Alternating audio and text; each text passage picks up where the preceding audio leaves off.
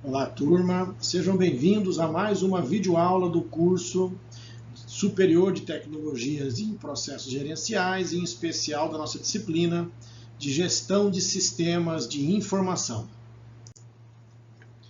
Essa é a videoaula 3, cujo tema principal são negócios e comércio eletrônico, e a agenda dessa aula será e-business e comércio eletrônico, a Web 2.0, né, com as mídias sociais, as suas ferramentas e métricas, e um fechamento acerca de questões legais do e-business.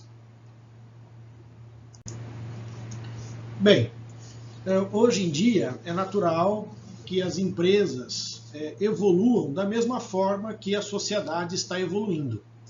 Nós vemos uma sociedade cada vez mais conectada, o uso das tecnologias cada vez mais presente no dia a dia das pessoas. As empresas, então, naturalmente seguem esse mesmo caminho e vão em busca de oportunidades usando essas novas tecnologias em prol de seus negócios. Sempre que nós pensamos em empresas, né, nós vemos aí como que as empresas, então, podem utilizar dessas tecnologias em favor do seu benefício, da sua existência. Bem, o comércio eletrônico, então, e os e-business em geral, né, eles permitem que a empresa tenha uma nova forma de existência, uma nova forma de presença no dia a dia, nas relações com os seus clientes e nas relações com os seus fornecedores. Então, na interação no geral da organização. Ela consegue, então, apresentar uma nova forma de existir dentro das relações, não somente aquela relação presencial, onde o cliente se desloca até a empresa para poder interagir com o negócio, né? Mas também naqueles modelos da sociedade conectada que vivemos hoje, onde o cliente, através da internet, de dispositivos móveis e de tantas outras mecanismos aí disponíveis, né, TVs digitais, é capaz de interagir com as empresas e as oportunidades de negócio. E as empresas, então, elas precisam, num primeiro momento, né, estar preparadas, né? Elas precisam rever seus processos de negócio para que eles, então, acomodem essa nova realidade. Dentro dessa perspectiva de que a empresa foi pensada, foi estruturada nas questões tecnológicas para atender a esse novo modelo, ela, então, ela tem que adotar uma postura de que serviços ela pode levar aos seus clientes, né, onde é interessante o uso dessas mídias, dessa realidade da internet. Então, dentro da sua forma de trabalho, o que ela poderia oferecer como serviço por intermédio da internet? Um exemplo óbvio até para quem faz o curso, o nosso sistema de gestão acadêmico da universidade. Nele você consegue, por exemplo, acessar as suas notas, acessar o seu índice de frequência, né, saber como está a sua presença. Você ainda acessa serviços como os boletos que devem ser pagos, tira o extrato para fins de imposto de renda, na época em que esse documento se faz necessário. Então, há uma série de serviços que, se não existisse o comércio eletrônico, a ferramenta do e-business, você teria que se deslocar fisicamente até uma unidade da universidade para poder obter esses documentos, essas informações. E já a internet permite, né, o uso da internet, favorecendo o comércio eletrônico, né, o negócio eletrônico, ele permite que isso seja feito remotamente. Ainda questões ligadas à colaboração e treinamento, né, que seria no dia a dia, no uso de alguma ferramenta, de algum serviço que a empresa presta, mesmo que esse serviço não seja um serviço vinculado à internet, né, A orientação acerca desse serviço, assim como a continuação desse serviço por outras pessoas, né, um serviço que é feito por várias mãos, o uso da internet, então, de ferramentas de comércio eletrônico, de e-business, permite que isso aconteça de forma integrada entre as várias partes que necessitam trabalhar conjuntamente. E ainda fazendo um fechamento dentro das perspectivas que as empresas podem utilizar, nós temos a comunidade. As comunidades permitem que as pessoas reúnam os interesses comuns em busca de uma nova forma de trabalho. Então eles criam grupos rapidamente, grupos de interesses que possam interagir em favor de algum tipo de mecanismo que a empresa possa oferecer. Dentre os vários tipos de transações de e-business, nós podemos destacar aqueles que são mais comuns. Por exemplo, empresas para empresas. Nesse tipo de relacionamento, nós temos que tanto o fornecedor como o consumidor do produto ou serviço são empresas. Ele é conhecido também como B2B, né? B de business e o número 2 entre eles é uma forma de referência à palavra to em inglês, né? Então seria de empresa para empresa, B2B. O B2B ele oferece vários mecanismos de facilitadores para as empresas, como por exemplo, quando nós falamos de soluções para compras, né? Então as empresas elas podem usar ferramentas desse tipo para as suas compras quando seus fornecedores são outras empresas, facilitando cotações, facilitando o acompanhamento da entrega do produto, do tipo do produto, enfim, é um grande facilitador. Temos ainda o B2C, que é a empresa para o consumidor. Nesse modelo de comércio eletrônico, né, de transação de business, esse é o modelo mais comum, o B2C, e nele nós temos então onde a empresa atende aos seus diversos clientes, né, utilizando então esse mecanismo que é a internet, né, através dos seus sites. Temos ainda os consumidores para empresas, que é conhecido como C2B. Nesse modelo, ele ocorre porque nós temos grupos de consumidores reunidos em torno de um interesse comum, e esse interesse comum, então, de vários consumidores, permite interagir com a empresa no sentido de fazer um negócio mais oportuno, algo que seja bom tanto para esse conjunto de consumidores como para as empresas, a empresa, no caso, que está negociando com esse grupo de pessoas. Temos ainda um modelo onde o ator principal é o governo. E o governo ele pode se relacionar com os cidadãos, ele pode se relacionar com outros órgãos governamentais de outras esferas, né? Por exemplo, o governo federal com o governo estadual, ou ainda com o governo municipal, como também o governo com empresas. Seriam o G2C, G2G e o G2B. Né? O governo, então, com o cidadão, temos um exemplo bem oportuno, né, que seria a declaração do imposto de renda. Nós vemos aí vários cidadãos, nesse momento, fazendo as suas declarações de imposto de renda, e a principal forma de entrega da declaração é por intermédio de aplicativos ou pelo próprio site da Receita Federal. Isso é uma forma de G2C, né? Governo para o cidadão. Os governos, eles, por exemplo, o governo estadual, ele presta conta para o governo federal e o governo municipal presta conta tanto com o governo estadual quanto para o governo federal.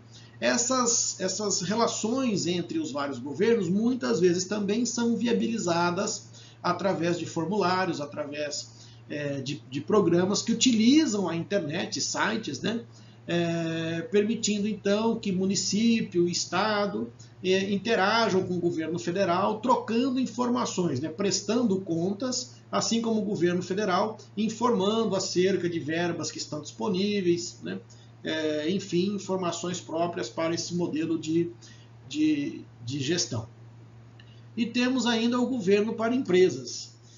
Nesse modelo nós temos tanto as empresas prestando informação para o governo acerca de faturamento, acerca dos seus dados contábeis, assim como o governo emitindo guias e documentos que muitas vezes as empresas necessitam para participar de uma licitação, para poder abrir uma nova filial, enfim. Então, toda essa troca, né, de informações entre governos e empresa é facilitado por negócios eletrônicos, desburocratizando um pouco aí essa trabalheira que é quando você interage com o governo.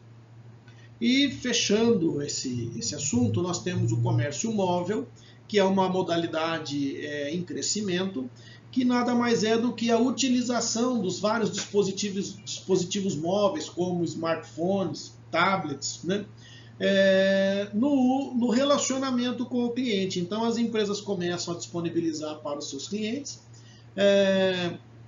aplicativos que são instalados nos smartphones e nos tablets, que permite aos clientes interagir de uma forma mais inteligente com as empresas. Posso dar um exemplo, inclusive, vamos imaginar uma combinação do modelo presencial com o modelo eletrônico. Eu instalo um aplicativo no meu smartphone, de tal forma que quando eu estiver, por exemplo, passeando pelo shopping, o aplicativo detecta que eu estou nessa área, porque ele tem a possibilidade de informar a minha localização, é claro, desde que eu permita, né? Mas ele detecta a minha localização, sabe que eu estou andando pelo shopping, e ele pode então, o aplicativo, conectar com os bancos de dados das empresas que tem no shopping, verificar promoções que eles eventualmente queiram ofertar para mim naquele momento, e então, através das informações, o aplicativo começa a mandar para mim informações. Olha, tem uma promoção na loja tal, tem uma promoção na loja tal, sabendo que eu já estou andando pelo shopping, então isso pode aumentar muito a possibilidade de eu visitar essas lojas efetivamente e até transformar isso em uma venda para a organização. Mas, para que tudo isso seja realidade, alguns requisitos precisam ser cumpridos, como por exemplo, um site de e-commerce precisa estar disponível. Então, para que o site esteja disponível, toda a infraestrutura que sustenta esse site precisa estar disponível. Então, há um trabalho de preocupação com links de comunicações, né, as redes que interconectam os vários sistemas. Há uma preocupação com a qualidade do hardware que sustenta tudo isso, né, que ele tenha velocidade e também capacidade de memória para atender a todos esses clientes que possam eventualmente conectar ao site num determinado momento. Além da qualidade dos softwares que eu estou utilizando. Eu preciso de softwares que tenham um bom funcionamento, né, que funcionem bem. Eles não podem ficar travando ou apresentando mensagens mensagens que não fazem sentido muitas vezes, né?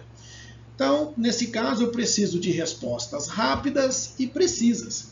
O cliente, quando ele acessa as informações através do e-commerce, ele quer saber os seus dados com exatidão e de uma forma que o atenda dentro do tempo que ele está esperando que aconteça, né? Eu não posso acionar uma solicitação do e-commerce e ficar esperando 30 minutos para ele confirmar que eu fiz o meu pedido. Então o cliente vai desistir, ele vai abandonar. Isso não é possível. E voltando até um pouco à aula anterior, né, vocês devem estar percebendo que há uma ligação do que nós vimos na aula anterior para o que nós estamos vendo agora. Nós falamos mais um pouco de segurança. Nesse caso, imagine, nós estamos trocando informações com os nossos clientes, né, acerca de seus dados financeiros, dados pessoais que ele não gostaria que esses dados fossem divulgados abertamente, né? Então, é importante que a infraestrutura criada ela tenha uma rede segura, a comunicação dos dados ela ocorre de forma confidencial, os dados não são expostos durante a comunicação, que os dados estejam seguros, ou seja, quando os dados estiverem armazenados, eles estarão armazenados de tal forma que também será preservada a confidencialidade dos dados. Há uma gestão das vulnerabilidades.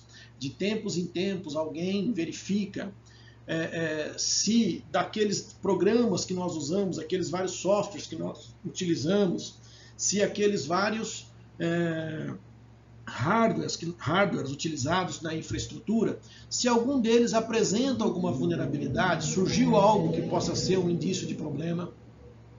O controle de acesso, né, que é saber exatamente quem tem acessado os dados, né, e ainda quais são os mecanismos que garantem que os dados são acessados somente por pessoas que tenham autorização para acessá-los, né?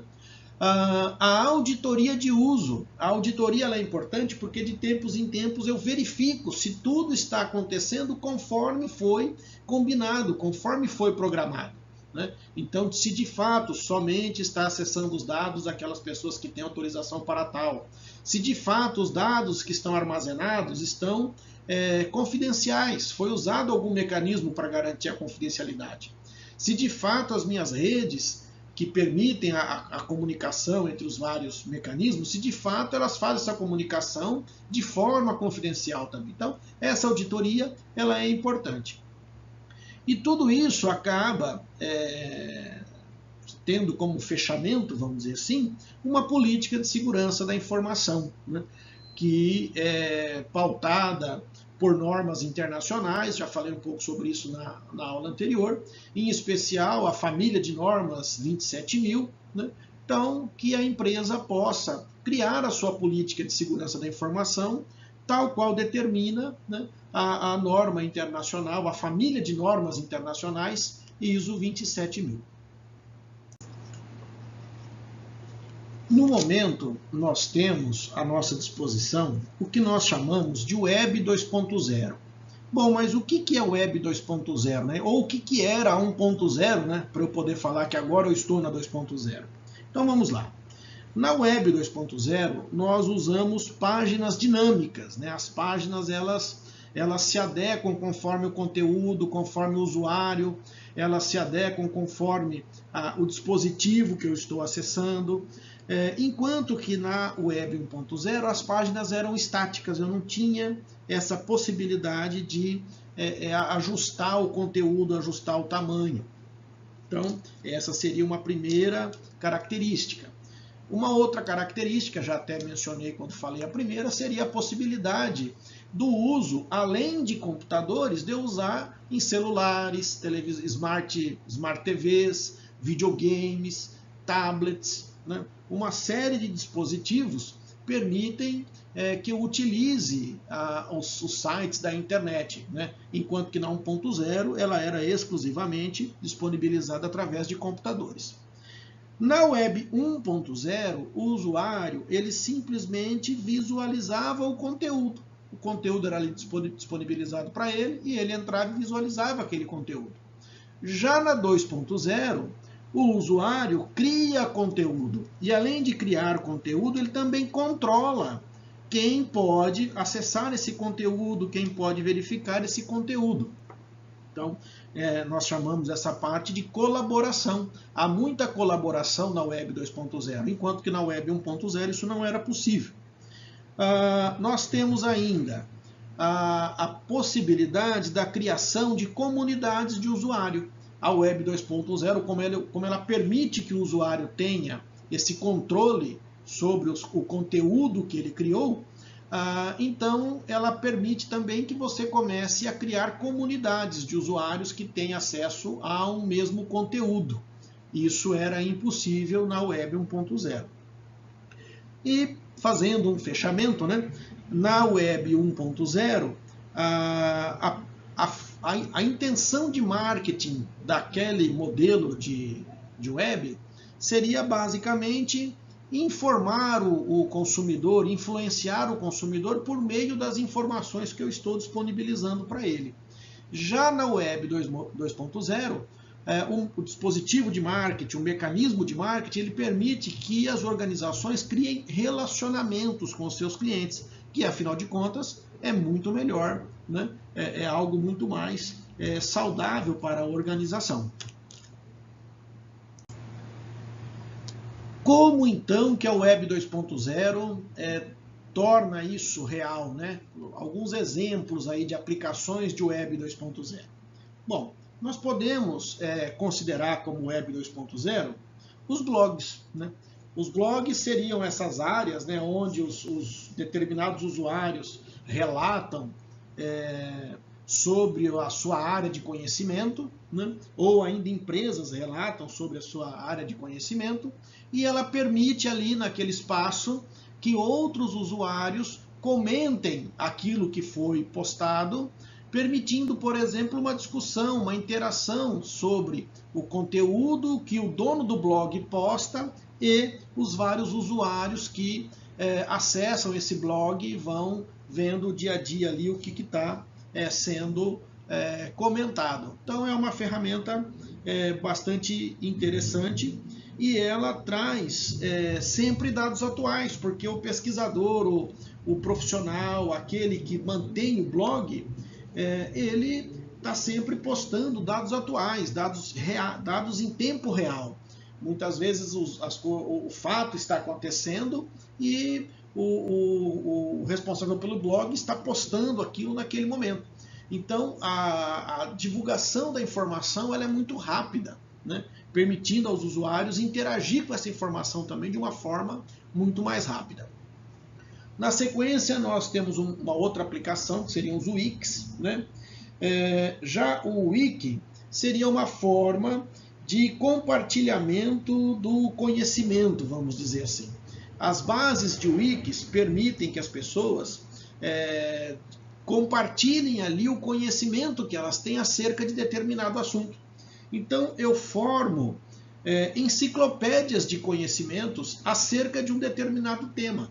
Eu posso ter um wiki sobre carros. Então, num wiki sobre carros, eu posso falar sobre as várias partes que o carro tem, sobre como cuidar de cada uma das partes do carro, o motor, o sistema de suspensão, a parte, por exemplo, de freio, os vários mecanismos, e eu posso colocar ali dicas, né, sobre a manutenção, sobre os cuidados. Então, e os vários usuários vão abastecendo os conteúdos dos wikis, né, através do seu conhecimento. Outros usuários conseguem interagir com esse conteúdo, tornando as informações ali prestadas mais completas, ou ainda corrigindo eventualmente informações que não estavam adequadas, né? E postando novas informações que ainda não foram criadas. Então, a partir do momento que inicia um wiki, né, ele entra numa espiral de crescimento, vamos dizer assim, e só vai cada vez mais adicionando novas informações. Uma outra aplicação seria as redes sociais. Essas, de certa forma, até dispensa comentário, né? As pessoas hoje em dia interagem muitas vezes muito mais nas redes sociais digitais do que nas presenciais, vamos dizer assim. Mas, enfim, a rede social é uma realidade da Web 2.0. Ela não seria possível na Web 1.0. Então, na Web 2.0, nós temos essa possibilidade do usuário criando conteúdo. É o que alimenta as redes sociais. É o usuário que vai lá e publica algo do seu interesse, algo importante, algum acontecimento importante na sua vida. Isso vai registrando, criando ali um conteúdo que é dele e que ele tem domínio sobre esse conteúdo a ponto de escolher quem poderá acessar, quem poderá ver, quem poderá utilizar aquele conteúdo. O compartilhamento de mídia. Compartilhamento de mídia é outra aplicação da Web 2.0, onde nós temos a disponibilização de conteúdo criado digitalmente, né, e em repositórios digitais, de tal forma que uma grande quantidade de usuários possa acessar esses repositórios e obter essa mídia ali depositada, né? Essa mídia pode ser, por exemplo, um filme, essa mídia pode ser uma videoaula, essa mídia pode ser uma música ou o clipe da música. Então nós temos uma grande quantidade de mídias que são disponibilizadas nesses repositórios. Vocês já devem ter ouvido falar no YouTube, né? E hoje nós vivemos, por exemplo, uma época onde nós temos vários YouTubers, né? Que são pessoas que utilizam esse repositório de mídias, que é o YouTube, para produzir conteúdo direcionado a algum público. Normalmente é o público jovem, o público que ainda saindo da infância, entrando na adolescência, é um público que tem uma facilidade de navegar, de interagir com essas várias ferramentas de internet. E esses YouTubers, eles usam dessa facilidade, desse mecanismo que é o compartilhamento de mídia, para alcançar uma grande quantidade de pessoas. Eles acabam se tornando verdadeiras celebridades dentro desse grupo, né, de jovens que acessam esse tipo de conteúdo. Agora, o que é que possibilitou, o que é que permitiu a Web 2.0? Bem, a Web 2.0 ela veio da junção de várias tecnologias que já existiam. Então, por exemplo, o HTML, que é a linguagem utilizada para criar as páginas da internet, né? O XML, que são recursos de marcação para dados disponíveis nos vários sites da internet. O CSS, que é uma forma de você formatar, de você criar estilos de apresentações, como que a sua página web vai se apresentar. Você pode escolher cores, escolher fontes de caracteres especiais, enfim, tudo isso está ali no CSS. Não precisa reprogramar toda a página, né? Ela já está programada, você só ajusta o CSS dela, você muda a formatação da página. O JavaScript, que é uma linguagem de programação para criar aplicativos aí, de internet. A junção disso tudo, então, permitiu o Ajax, né? E o Ajax, então, ele cria esse conjunto de... O Ajax nada mais é do que esse conjunto de tecnologias que eu falei até então, HTML, XML, CSS, JavaScript, tudo isso trabalhando de uma forma conjunta, permitindo que o usuário tenha essa nova forma de uso da internet, que ele possa postar conteúdo, que ele possa receber conteúdo, que esse conteúdo possa vir tanto na tela de um computador, como na tela de um smartphone, como numa Smart TV, e vai por aí afora. Então, o Ajax, que é a junção dessas várias tecnologias, é que possibilitou tudo isso. Nós temos ainda, considerando como tecnologias Web 2.0, os widgets, né? Os widgets, eles são pequenos aplicativos que nós podemos instalar tanto nos nossos computadores, nós podemos anexar aos navegadores que nós usamos, como nos smartphones, né, nas Smart TVs, enfim, nesses vários dispositivos que nós utilizamos. Esses pequenos programas, né, os widgets, eles conectam com fornecedores de conteúdo e nos mantém atualizados acerca de algum assunto. Então eu posso ter, por exemplo, um exemplo bem comum disso aí seria a utilização de sites que fornecem a previsão do clima, né? Então eu sei se eu vou chover, se não vai chover, né? Eu, por exemplo, uso um que me avisa com 1 hora de antecedência se há previsão de chuva, né? Então, e existem outros tantos, né? Você pode pesquisar, cada companhia tem um conjunto de widgets, e você também pode pensar, né, na empresa que você trabalha, a companhia que você trabalha, há algum widget que poderia ser desenvolvido que seria interessante para interagir com o seu cliente? É uma questão de pensar, né? Um outro mecanismo, uma outra tecnologia seria o RSS, que nada mais é do que uma ferramenta ativa de busca de um conteúdo específico. Então você pode, por exemplo, você se interessa por notícias sobre um determinado assunto, você pode acessar sites e assinar o serviço de RSS desses sites, de tal forma que você vai, assim que uma nova notícia daquele assunto for postada no site, ou um novo conteúdo referente a um assunto que é interessante para você for postado no site, você marcou aquilo como interessante, aquilo imediatamente é transferido para o seu smartphone, né, ou para o dispositivo que você estiver usando, pode ser o computador, através de um RSS ativado no seu navegador, e você tem então aquele conteúdo à sua disposição imediatamente. Na verdade, é o smartphone ou o navegador, o dispositivo que você estiver usando, que tem ali de tempos em tempos, vai até o produtor do conteúdo, verifica se há uma atualização, se há uma atualização, puxa aquela atualização para o dispositivo e te comunica acerca desse acontecimento, né? Que agora tem um novo conteúdo para ser analisado.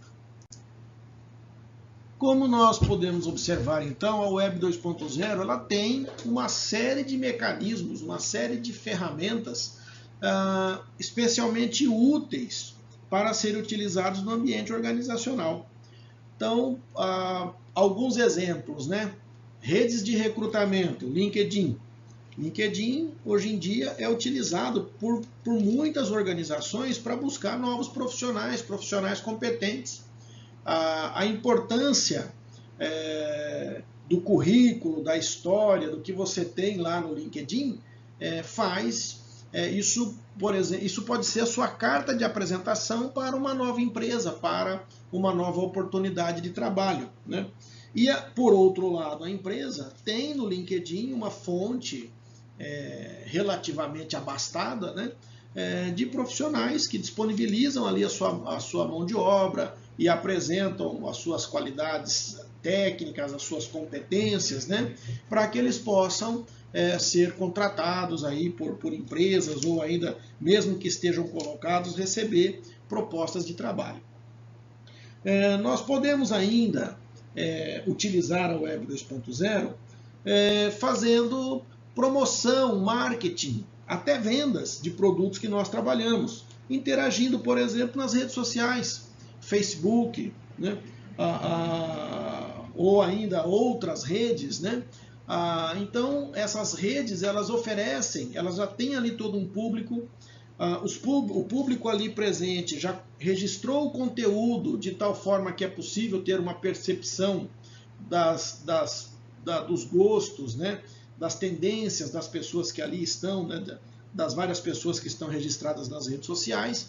E então as oportunidades de marketing nesse meio, ela é bastante produtiva porque ele pode ser direcionado. Você pode direcionar o marketing relativo a um produto esportivo exatamente para aquelas pessoas que demonstram interesse nessa área, pessoas que praticam esportes, que já registram nas suas redes sociais que isso é algo comum, isso faz parte do dia a dia. Então, ali há uma grande facilidade do vendedor, vamos dizer assim, encontrar, né, o comprador ideal para o seu produto. Uma outra forma também bastante utilizada ultimamente por grandes organizações seria a colaboração e a comunicação interna. Na verdade, nesse caso, a Web 2.0 ela entra atrelada à intranet, que nós já falamos um pouquinho sobre a intranet na aula passada. Então, ela como intranet,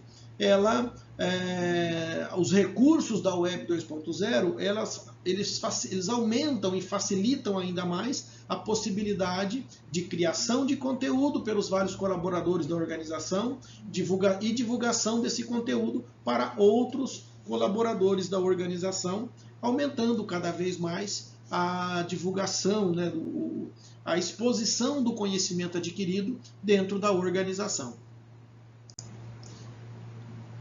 No ambiente organizacional, se nós estamos utilizando a Web 2.0, é importante que isso seja acompanhado.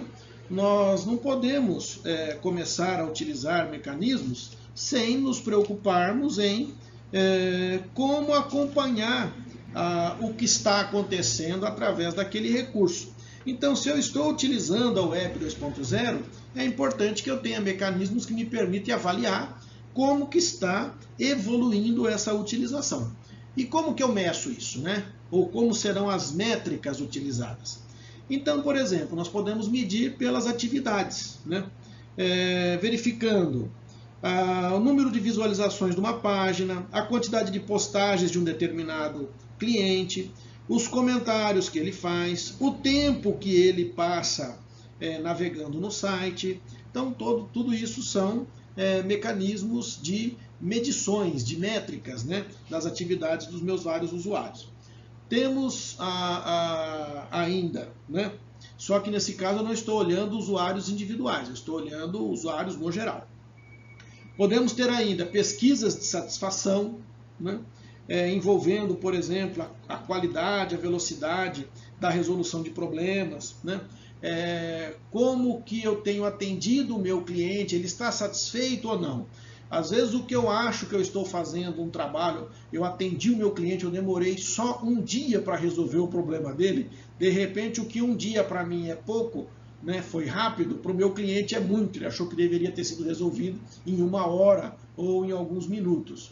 Então, é importante, nós temos ali uma possibilidade de adquirir qual é a real percepção, né? Nem sempre o que é rápido para mim é também rápido para o meu cliente. Uma outra forma seria a mensuração sobre o investimento. Então, é o retorno do investimento. Foi criado, né, uma série de mecanismos, né? E como que isso tem retornado? Então, eu posso avaliar, por exemplo, o quanto incrementou a minha venda versus o quanto eu tenho investido em marketing nas redes sociais. Então, é uma forma de eu verificar se aquilo que eu tenho investido nas redes sociais tem dado um retorno, ou seja, estão trazendo vendas para a minha empresa. Ou ainda, pegando o exemplo do LinkedIn, vamos supor que eu faça algum trabalho, né? Obviamente a empresa vai ter que investir para localizar profissionais no LinkedIn. Esse investimento tem retornado, eu tenho contratado profissionais à altura, né? Nas métricas, já agora olhando cada usuário, né? Eu posso verificar, por exemplo, quanto cada usuário tem trazido de, por exemplo, novos amigos para algum mecanismo, alguma rede social que eu tenha criado, né? Ou quantas indicações ele faz, né? Vamos supor que eu uso eu adquiro a confiança de um usuário para que ele divulgue o meu serviço, o meu produto para outros usuários. E quantos outros usuários ele efetivamente tem trazido para mim? Então, essas medidas são importantes. Além do rastreamento geral, né? Acompanhar, eu posso ter ferramentas que me ajudam a verificar tudo, o trabalho, aquilo que o usuário tem feito na internet, né?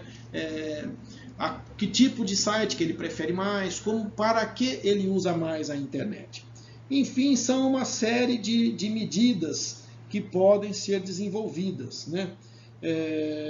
A quantidade de usuários, visitantes únicos, a quantidade de usuários que depois de visitar retornam ao meu site, né?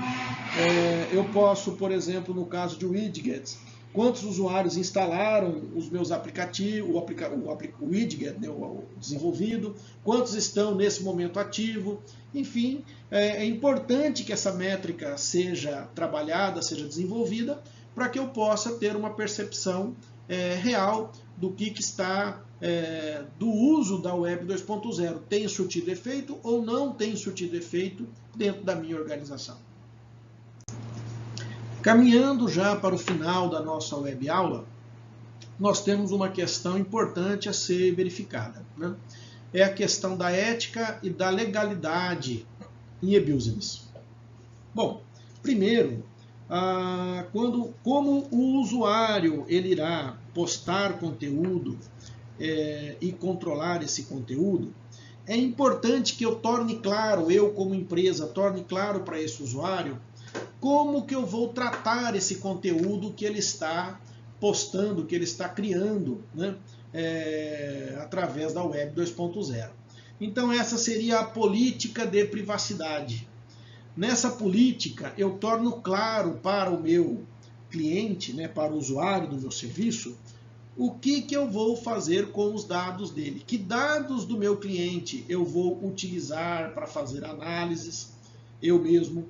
Que dados que eu vou utilizar, por exemplo, que eu posso disponibilizar para para outros parceiros de negócio. Então eu vou tornar claro ali para ele o que é que eu vou fazer com os dados dele, tá? E também alguns complementam a política de privacidade com um termo de serviço, onde eu torno claro como e para que eu presto os serviços da Web 2.0, para evitar, por exemplo, que os usuários façam um uso equivocado daquele serviço. Então eu torno claro para que aquele serviço foi disponibilizado e como que ele deve utilizá-lo. Bem, outra questão que deve-se tomar cuidado quando nós estamos falando aí da Web 2.0, vocês devem ter percebido quando eu falei das métricas que eu consigo acompanhar a vida do meu cliente, eu consigo saber muito do que ele faz no seu dia a dia. Então é importante nesse momento que haja a ética no uso desses dados, né? Bem como seja respeitada a privacidade no uso desses dados. Eu não posso ficar disponibilizando a localização do meu cliente de maneira vamos supor, o meu widget, como eu dei o exemplo do shopping, ele permite eu saber onde que o meu usuário está. Mas eu não posso ficar tornar o acesso a essa informação ou o conhecimento a essa informação de uma forma muito ampla, porque de repente ele não tem interesse de que seja divulgada a sua localização para todo mundo. Ele está permitindo que o meu widget tenha acesso àquela informação apenas para ele poder ter acesso às promoções, conforme o exemplo que eu dei quando falei desse assunto. Então, é importante que tenha esse respeito, né? Esse uso ético, né? E dentro da legalidade, dentro daquilo que é de acordo com as leis, regulamentos e normas, né? Chegamos ainda em questões que tem a ver questões de desintermediação. O que seria desintermediação? A Web, não somente a 2.0, mas ela é uma evolução da Web 1.0, então tanto faz uma como a outra já tinha isso, né? Na medida em que eu começo a ter facilitado o acesso ao meu cliente, ao meu usuário, pode ocorrer, por exemplo, vamos supor, o comércio varejista vende um produto. A indústria pode vender o produto também diretamente. Então, se aquilo que o comércio prestava era simples, o varejista, era simplesmente uma questão de relacionamento e fornecimento de informação, bom, relacionamento e fornecimento de informação eu consigo com a Web 2.0. Dessa forma, o cliente, eu, indústria, posso buscar diretamente o meu cliente, desintermediando, tirando esse intermediário que eu tenho, que seria o comércio varejista. Eu vou direto ao meu cliente. Então, quando o que é prestado é simplesmente relacionamento e fornecimento de informação, é fácil para a indústria, né, ou para qualquer outro canal que tenha um intermediário, eliminar esse intermediário através dos recursos da Web 2.0. Já quando ocorre algo além, né, então eu não tenho simplesmente relacionamento e fornecimento de informação. Eu presto um serviço com valor agregado, eu ofereço algo mais ao cliente, né? Além de relacionamento e fornecimento de informação. Nesse caso, esse serviço com valor agregado, ele valoriza o intermediário, esse que tem o valor agregado. E nesse caso, então, ocorre exatamente o contrário, a reintermediação. Então, o sucesso em tempos de Web 2.0 é exatamente verificar que tipo de serviço com valor agregado eu posso oferecer ao meu cliente, né? de forma que ele tenha interesse na minha, no meu produto, né? Ou no produto de vários fabricantes. Eu posso, por exemplo, mostrar, vamos supor que eu tenho uma forma de comparação, ou eu faço a intermediação em caso de problemas com quem está vendendo, né? Eu dou uma assessoria de compra e venda. Então, isso são serviços que vão agregando, né? E dessa forma torna-se interessante para o usuário realizar aquela transação usando o meu serviço e não diretamente o da indústria, por exemplo, né? Isso seria a reintermediação. Um último ponto a ser verificado é a questão da perda de postos de trabalho. Isso, na verdade, não é algo exclusivo e direcionado à web, seja e-commerce, negócios eletrônicos ou web 2.0. A perda de postos de trabalho é uma realidade da evolução. Na medida em que as tecnologias avançam e que o trabalho repetitivo, o trabalho burocrático, ele pode ser implementado por programas e por computadores, então esse trabalho é até um insulto para o ser humano ficar fazendo aquele trabalho. Então essa migração é natural. O importante é que ocorra o treinamento e que permita, então, que o usuário possa se adequar a novas formas de trabalho, a tudo aquilo que há de novo, né? E que ele também, aquele que está perdendo o posto de trabalho, que ele também possa evoluir nas novas tecnologias, nas novas modalidades e encontrar uma nova forma, se readequar, se reinventar dentro desse cenário que evolui tão rapidamente hoje em dia.